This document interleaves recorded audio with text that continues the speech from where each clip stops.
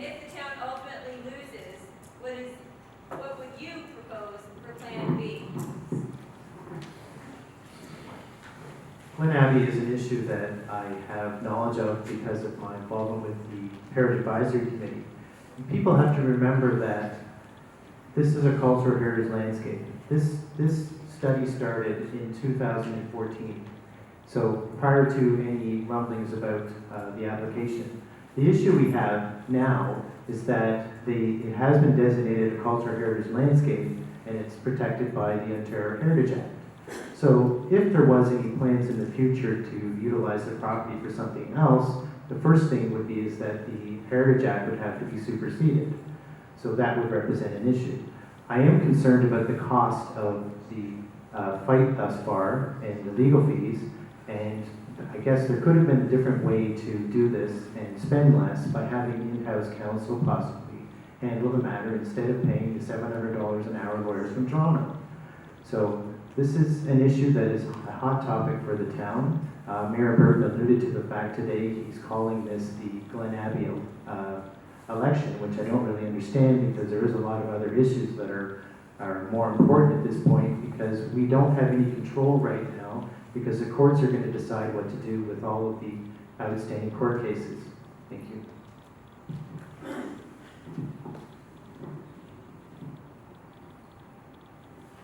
Candidate Grant?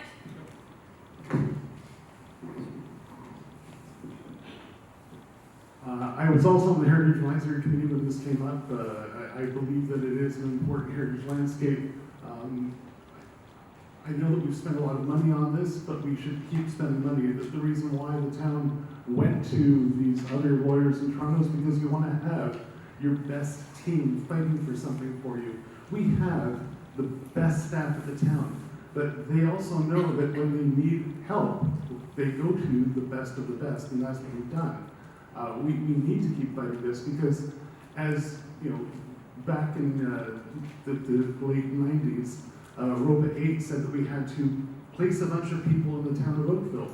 We have worked very hard to mitigate where that's going to go, where people are going to move. And having people move, or having that amount of people live in Glen Abbey or the golf course area is not reasonable. The road systems aren't there for it. We have no plan for it. So I think that we need to keep fighting this as we can, as best we can. A plan B for this, if we lose, I'm sure there's going to be some opportunities as we go along to start trying to mitigate the damage that happens, but call me an optimist. I believe that somehow we can win this at the end of the day. Candidate Ferreira? Could you repeat the question, please? Yes. According to the Freedom of Information request, the town has spent $5.3 million so far to save Glen Abbey. How much more would you want to spend to save Glen Abbey? And if the town ultimately loses, what would you propose for Plan B?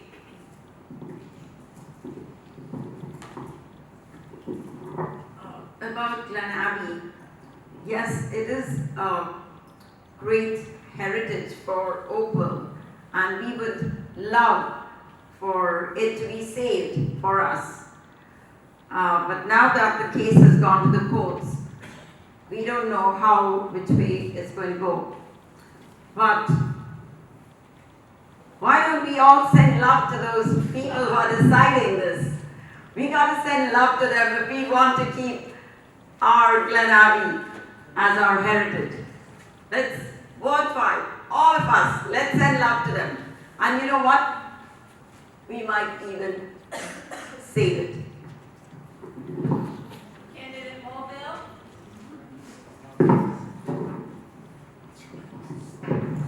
Firstly, only the incumbents can really respond from an informed base because they've seen the legal opinions and the various reports that are out of negotiation, and because the issues before the court are not available to candidates and or to the public. So the first thing I would do as your regional councillor is ask for two briefings. One, the financial integrity of the town, and two, the background on Glen Abbey. I have lived for 46 years essentially backing on to Glen Abbey on creek-based properties. My son and daughter-in-law live there. I have a strong commitment to see the open space remain. If we are not successful, and I do agree with most of the people who said we need to be optimistic about this, but we need to be realistic as well. You may remember the 78 hearing, I've been here a long time. Oakville Place, Cambridge Leasehold had to twin the Trafalgar Road before they could put that in, and that was an OMB decision as well. So there will be mitigation. Would they get the number of units if the town loses the case? I don't necessarily think so, but I'll make very sure they don't get more units, because people at the doors are asking me what happened with Sowett. They seem to have got more units than they asked for. So I will say to you, I'll do the research, I'll review the legal opinions, and I'll represent you transparently on this important issue.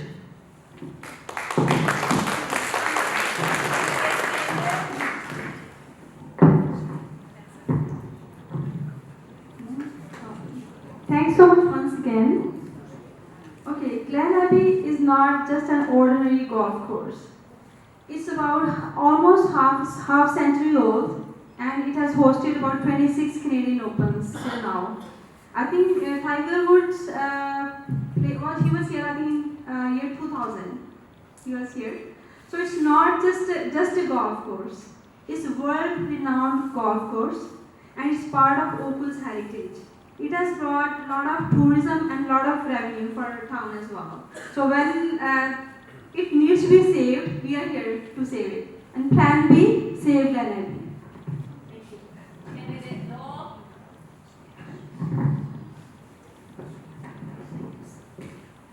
So $5 million is an awful lot of money, there's no question. And this councillor and this council did not want to spend $5 million. We'd rather spend nothing on it and basically keep the land the way it is. But the reality is that landowners have rights to propose development on their land. We disagree. But you have to look at what the cost to this community would be, both in money and health and our sanity, if this proposal ever got approved. 3,222 new units being built in Glen Abbey. Okay, think of that. Over 100,000 square feet of commercial space being built in a community, in an area that was never intended to be developed. Club Link bought this land from a nonprofit organization for $40 million, fully understanding that this property was a historic golf course. It's been there as a golf course for many years. They've had the benefit of paying agricultural rates on taxes, so they've literally had a discount on taxes for all the years they've been operating. As far as the money, you know what? I'm disappointed we had to spend so much money. But I'm telling you right now that if we have to cope with the cost of dealing with more gridlock, the cost of having to provide more services for more people, the cost of development that is not 100% covered by development charges, and the cost to our way of life in this town, we would be exponentially more than $5 million. I'm telling you that right now. As far as the Plan B, I don't even want to think that far in advance, but if I really have to, I would be holding Glen Abbey and Club Link to the absolute minimum number of units and basically fight them development by development to make sure we get it as low as possible and density as small as possible. On this question, we're going to start with the regional councillors. Candidate Sanders first. The question is, the town of Oakville's debt has increased significantly, especially during last 12 years. What cost-effect ideas would advocate to bring our debt load into a range comparable to Markham? Can you please, I'm sorry, I missed the first part. Can you please repeat that? Thank you. Start with the first. To begin with, the first part. Thank you. The town of Oakville's debt has increased significantly, especially during last 12 years. What cost-effect ideas would advocate to bring our debt load into a range comparable to Markham? Okay. Again, I'm not current on this since I'm not part of the government right now. So I'm not exactly, I can't quote on that. But I can say we can use the existing infrastructure very efficiently. It's very important. We can't keep spending on things that we don't see in near future.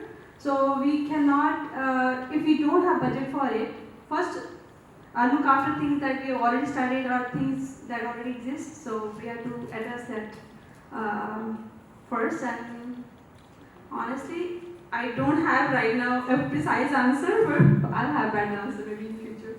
Thank you. Candidate no.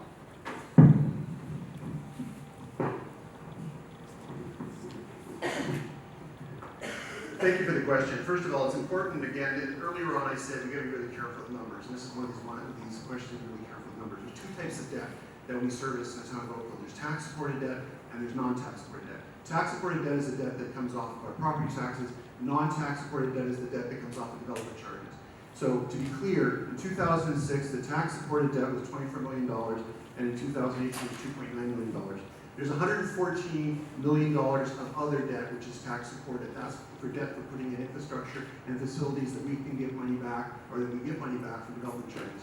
Unfortunately, when development comes into town, we have to often prepay services and facilities for that development. It's one of the downsides of the Development Charges Act. But that debt is not supported from your taxes. That's basically supported by the developers that are building in this town. So we've already brought the debt down, the tax-supported debt, the debt's the most important to you and I. We brought it down by 88% over the last 12 years. So I don't accept the supposition that our debt is skyrocketing. If you consider the fact that the bulk of the debt that we're carrying isn't debt for our services and for the facilities that we provide. We've done a great job providing resources for this community, whether it be new community centers, new libraries, etc., without borrowing as much as we possibly can. This region has a AAA credit rating that's in part with connected to the town's financial record, and I can tell you right now that we don't have plans to increase that tax debt.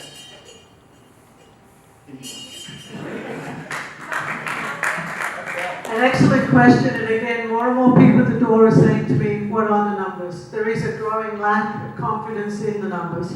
There is a growing belief that we've got so much spin going around there. That's why a financial audit and the integrity of the finances of the town of Oakville, more and more candidates are asking for that.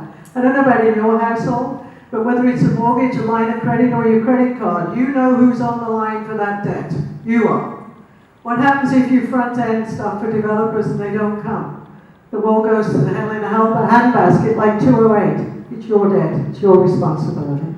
I think we have to be extremely careful. We have to benchmark ourselves against comparable municipalities. We have to return to what we did during the times of Harry Barrett, Bill Parra, and yes, and Mulville. We had much more aggressive pay-as-you-go philosophy, and you, the people, knew.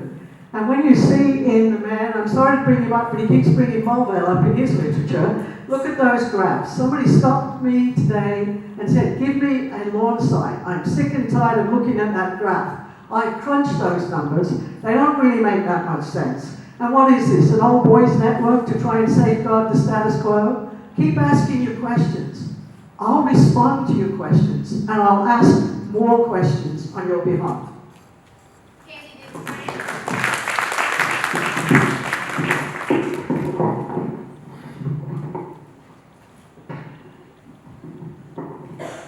Thank you. Again, we have a AAA credit rating. You can't get that if your debt is out of control. And as Councillor Nolan pointed out, we've actually reduced our tax-supported debt since 2006 by 80%. So, I mean, again, we can throw out all these numbers and talk about the fact that, oh, well, it looks like it's out of control, but again, these figures are online, have been looked over by people who have no place in like they have no reason to lie to you. The numbers tell the story. And if you're going to talk about numbers, then I guess that's the thing. You have to look at what is there. And the truth is that we are not out of control. Taxes are not out of control. Just again, take a look at the facts. Thank you. Candidate Pereira.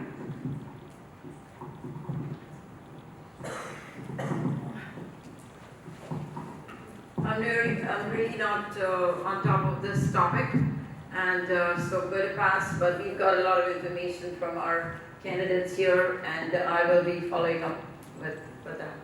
Thank you. Candidate 3. This topic is interesting. A little story that I've been told, and I have no reason not to believe it. 12 years ago in 2006, Mayor Burton came in, and I understand he redid his office. I understand the cost was an astronomical amount in over $200,000 worth. So I'm not sure if that's what started down this path. The other concerning thing is that the debt. One example I think that has been shown is that the hospital debt is listed at, I don't know, $90 million range. The issue is it's actually closer when you, of course, add interest, like we all have to do, that is closer to about $170 million. So with regards to the debt, I can just indicate, as I said, with regards to taxes, I would advocate for a value of money audit to find out exactly where the problems are, so the new elected council and newly elected mayor can fix it before it gets out of control. Thank you.